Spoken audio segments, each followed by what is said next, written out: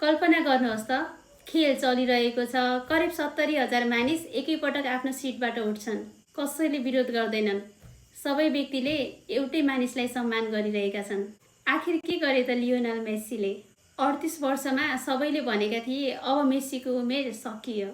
कसैले भने घाइते छन्, अब पुरानो जस्तो खेल्नै सक्दैनन्। तर महान खेलाडीहरू आलोचनाको जवाब शब्दले होइन, प्रदर्शनले दिन्छन्।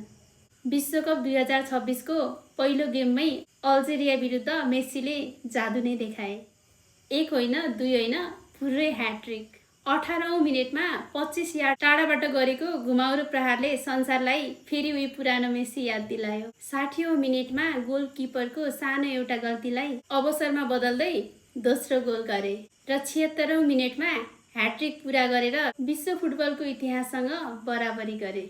त्यसपछि एउटा अविस्मरणीय दृश्य देखियो। मेस्सी मैदानबाट बाहिरिँदै गर्दा झन्डै 70,000 दर्शक एकैपटक उठेर ताली बजाएर सम्मान गरे। किनभने उनीहरू एउटा खेलाडीलाई होइन, एउटा जीवित इतिहासलाई सम्मान गरिरहेका थिए।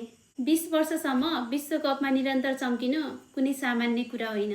उमेर 38 वर्ष पुगे पनि खेलप्रतिको उनको समर्पण र जादु अझै पनि उस्तै छ। हामी सबैको जीवनमा एउटा यस्तो समय आउँछ जब शरीर थाक्न थाल्छ तर सपना थाक्दैन। मेस्सीले आज संसारलाई त्यही कुरा सिकाए।